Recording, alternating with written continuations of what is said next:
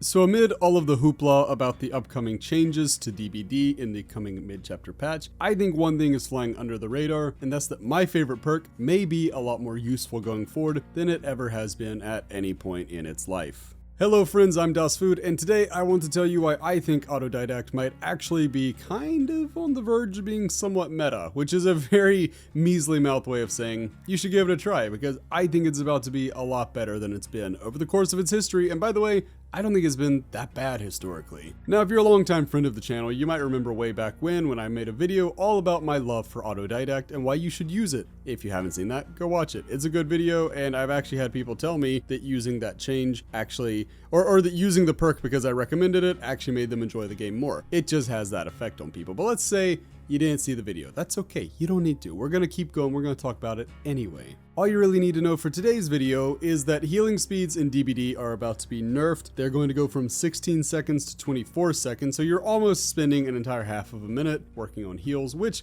yeah, that's pretty big. That's a pretty big nerf. And if, in case you think, well, I'll just bring medkits. Nope, medkits only speed up altruistic heals now, which is going to be heals to other players, not the heals you do to yourself, not the special kind of lovin' that you give yourself in the corner while your team is working on generators and looping the killer. None of that. No, now it's changing. And because of that, we got to start looking at the pool of perks and saying, okay, what are we going to do to counter this? What are we going to do to make this a little bit less hellish? Well, so what I did was I took all of the healing perks in the game. There's 17 of them that I consider true healing perks. I'm not talking about ones that maybe buff your teammates, this, that, the other. No, I'm talking about healing perks, right? And I said, okay, which of these are realistically going to be in the meta or have a chance to be in the meta? So what I did was I took the 17 and I broke it down to 6 of them. I think there are 6 of them that have a chance of actually seeing some real playtime, and then the rest of them not so much. So what I want to do is I want to go through the ones I don't think anybody's going to be using and talk about those first, just offer my rationale for why I didn't include them. First of these is Better Than New, which is a Rebecca Chambers perk. This one, look, I'll try to throw these up on the screen as I'm talking about them, just in case you don't play this game for a living and you don't have all the perks memorized because, you know, maybe you have a life and friends and hobbies and... Okay, so Better Than New is a Rebecca Chambers perk, and it gives you a 16% buff to teammates' actions. Specifically, for the purposes of what's actually useful, it's to healing and cleansing speeds. So, I say cleansing, I guess, well, I don't know. You can also do it to like unlock chests and all that. So is that good? I mean, I guess it's a nice enough feeling, but overall, man, that is niche. That is a niche perk. That's not going to be used very much. Next, we have Empathic Connection. That is a Yoichi perk. Look, the 10% buff is not without merit, and it's nice that if you're solo queuing, you will be able to lead teammates in almost like a lighthouse. Like, hey, come over here, I can give you slightly faster heals. That's cool, but I have run a lot of Empathic Connection because I really like it as a perk, and what I find is people do not come to you for heals very often. So, nice in concept, probably not so nice in execution. Next, I'm going to surprise some people with a borderline S tier perk, and that is For the People. So look, yeah, For the People is great. For the People is really cool, and it can heal somebody completely. That's nice. I think it's at its most useful when you get somebody up off of the ground in a tight situation. But, you know, you could always pop a heal on them. They can go back to looping the killer while maybe you have Resurgence, or not Resurgence, what's the one? The one where you, Resilience. You know, and you can work on gens more quickly. Yeah, that's great. That's a nice build for it. But I just think that while it's powerful when used correctly, it comes with evident and severe downsides that will keep it from dominating the meta. It's still a great perk, but no, you're not going to go into games and have 4 For the People, so 3 For the Peoples. That's just not going to happen. You will have really good players that still use it to great effect, but no, it's not going to be the meta healing perk. Next, we have Hyper Focus, and I'm sorry, I didn't even script in a laugh there. It's just funny to me because, like, yeah, it's a good perk. I'm not saying it's not a good perk, but yeah. Oh, okay, Jan. Okay, sure, yeah. People are just gonna start hitting great skill checks all the time. Yeah, I mean, we're going into year 8, and that still hasn't really become a thing. But this changed. This one's gonna kick it into high gear. Yeah. Okay. Yeah, sure. Maybe Hyper Focus. That's going to take over the meta. Hey, look, it's a fun perk. I run it a lot, but I mean, I'm kind of a damning indictment on that. I'm still not exactly great with skill checks, and they get faster and harder to hit. So no, that's not going to do it. But hey, You want to make your games more fun? Run Hyper Focus. That's another Rebecca perk. It's really fun. We also have Inner Healing. Inner Healing used to be Inner Strength, a Nancy perk. Now it's just a general perk that everybody can have. And look, it's more valuable now that boons are less valuable. So maybe you won't get your head bitten off by Michaela because you just happen to break some bones. You know, maybe they won't come after you for that now. That's great. But it doesn't change the fact that it's just, you get 5 pops, 5 uses per team, not per individual. So it's not terrible, but it's too much work for most people, and it's just not enough payoff. One change I would make is make it to possibly consider it to where even like once a match, if you boon a totem, you can then go use Inner Healing. Which I realize if you let it just be every time you boon a totem, you can heal yourself, like that would be too strong, but maybe just like once a match to give a little more utility for it. But overall, no, it's not going to dominate the meta. Also, if we're going to talk about dominating the meta, let's talk about No One Left Behind. Oh, wait, you serious? Let me laugh even harder. Yeah, this one's not happening. Okay, Reactive Healing. This is an Ada Wong perk. Man, I just hope the killer's not running sloppy, and I hope you have a med kit or something. I mean, I hope you have a teammate nearby, you know, because, man, it's a fun perk, but there's just so many ways this can just be a completely wasted perk, completely useless. And by the way, I say I hope they're not running sloppy. They will be.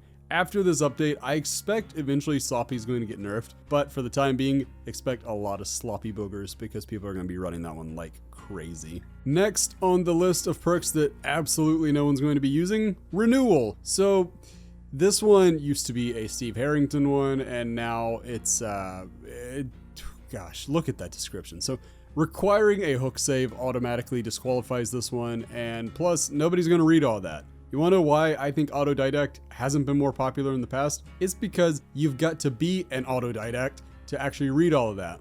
And I'm not telling you the definition of Autodidact. You have to Google that, because I did. So, no, Renewal is not going to see much use, and neither is Resurgence. You may notice these are in alphabetical order. I'm a very neat person like that. Just so easy for everybody. So, Resurgence. Resurgence is similar to Ada Wong's Reactive Healing, but this one is a different Resi character. This is Jill Valentine, and look, it's better. It's better because you think about you get unhooked, maybe your teammate has Will Make It, which we'll talk about in a minute. Yeah, all of a sudden that's a pretty quick heal. That's nice. Are you going to realistically use a perk slot for that? Probably not. Probably not a thing you're going to see a whole lot of, but Resurgence, out of all of them that I'm just kind of saying like, no, you're not going to see this a lot, this may be the one I get surprised on, but I don't think it's going to see a lot of play. Next, self-care. Self-care. Okay, you hear the sigh, the big deep sigh. So self-care. Have you ever wanted to spend a minute and a half self-caring in a corner? Because you can now spend a minute and a half self-caring in a corner. I hate that this one's still going to be used, and I know it is. If you self-care against sloppy boogers, you are just built different. And I don't want you on my team, but damn it, I respect you. All right, Solidarity. Solidarity is next, and this is actually the last of the ones that nobody's going to use. So it's a gimmick perk. Pair it with Resurgence or don't use it at all, you cowards. It is very satisfying when you can finish healing your teammate and at the exact same time you finish healing yourself. Sure, the killer's gonna think you're cheating because it's much more likely that you're cheating than using Solidarity, but hey, it's a good perk. Not. All right, so let's talk about the ones that people might actually use. These are the ones you should probably expect to be seeing more of. Not that we haven't been seeing them, right? So Adrenaline is the first one. It is already, per the stats that I was able to find, the third most common perk in the game. I think it might jump to number 1 now, but it's still not going to be most people's their only healing perk, right? It's not going to be their only healing perk. I think that they will use this as a bit of a bonus heal, more so than like, oh, well, okay, I'll just get this one heal throughout the match. Now, really good players, the really good loopers, they might use this as their only means of healing, but I don't think the majority will. Next, you have Circle of Healing, and Circle of Healing, I'm not sure if this one's dead or not, but there's no doubt that it's much worse than before, and I do think that people will continue running it out of habit, if nothing else, at least for a little while, but I don't know. I want to see this one in action before I say, yes, it's dead, no, it's not. It definitely got hit pretty hard, though. Next is Claudette Morel's botany knowledge, so expect to see more of botany knowledge going forward because healing 50% faster just got a lot more meaningful. That said, the medkit reworks really hurt this one because now what you're going to have to do is you're going to have to bring add-ons if you want to heal yourself fully. And unfortunately, you know, I'm not saying that's a huge deal, but it's going to discourage some people. So yeah, that hurts botany knowledge, but again, that 50% boost is pretty big. Then we have Desperate Measures, which is a Felix Richter one. And, you know, this is a good perk. I wish more people would use it. I think it's a fun one that kind of, you know, it reacts to the game that you're playing, and that's fun. I think that's a cool concept, but I just don't know that it's going to beat out something like Botany Knowledge where you get that permanent 50% bonus instead of Desperate Measures where it's like, but look how high up we could get it. Probably not going to happen. Hey, maybe they pair them together, so if a game's going really poorly, people can just hammer through those heals. I don't know. I'm not a guru. I don't know these things. And then finally, for the challengers to Autodidact here, I think Will Make It has to get a mention because Will Make It is going to be the most common exclusively healing perk that we see. There's no doubt about that. You get a minute and a half after unhooking somebody to heal them at half the speed. That is 12 seconds as opposed to 24 seconds. No, please. Stop clapping. I know my math is really incredible, but this is going to be the most common one. I'm not here to convince you that, oh yeah, we're going to see more Autodidact than Will Make It. We won't. Will Make It is going to be the most common healing perk, and it's possible that Botany Knowledge beats it as well. Maybe something like Desperate Measures. Adrenaline will definitely be more common, but again, I don't consider that a full-on healing perk. So those are that's the field, right? So let's talk about Autodidact and why I think it deserves another look. So the basic gist of Autodidact is that every skill check you hit, and there are no greats or goods, they're just you hit it or you don't. And every time you hit one, it's going to add 15% to your healing speed, right? It's going to repair 15% of the person's bar that you're healing. Now, you start off with a negative 25% penalty. So again, basic math here. You get the first one, and all of a sudden you're down to 10, right? Because you took 15 off of it, and then you do another one, and boom, you're out of the red. So you got to hit 2 negative skill checks before you can actually start seeing benefit from this perk, right? But by the time you're finished with it, you heal 50% of their bar with every skill check. So you think about that. The problem with this perk has always been that sometimes you heal people and you heal them all the way and you don't even get a single skill check. I think that by adding 8 seconds onto every heal, you're going to get skill checks. It's not an issue anymore. So yeah, you still got to get through those first 2. And, you know, you got to hope your teammate doesn't run away after that. Even though a good teammate would stand there and know, okay, well, they need to do this or else their healing perk is absolutely useless. So you got to get through the first 2. But then by the time you get that 4th and 5th stack, you're going to start blowing through these heals really quickly.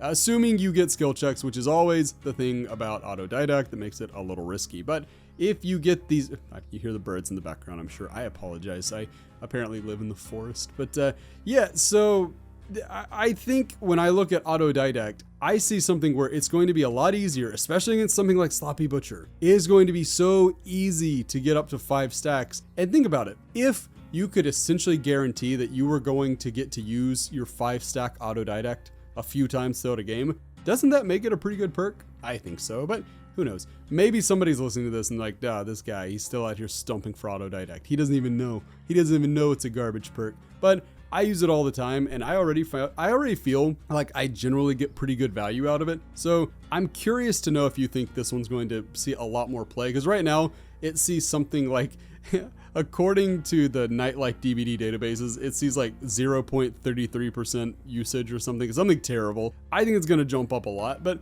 we'll have to see. Until then, though, I have been Dustfood. I hope you enjoyed this one. Let me know which perk you think people are going to use to get around this, or interestingly enough, are the devs just going to drop this healing change and be like, oh, community doesn't like that one? Because I think that's actually kind of possible. But either way, I have been Dustfood. Hope you enjoyed, and until next time, bye, friends. I've been dreaming on in my head like I've seen it. A life worth living is a life with meaning. I'll do what I love till my heart stops beating. I'm feeding this demon. Got a taste, can't erase bitterness in my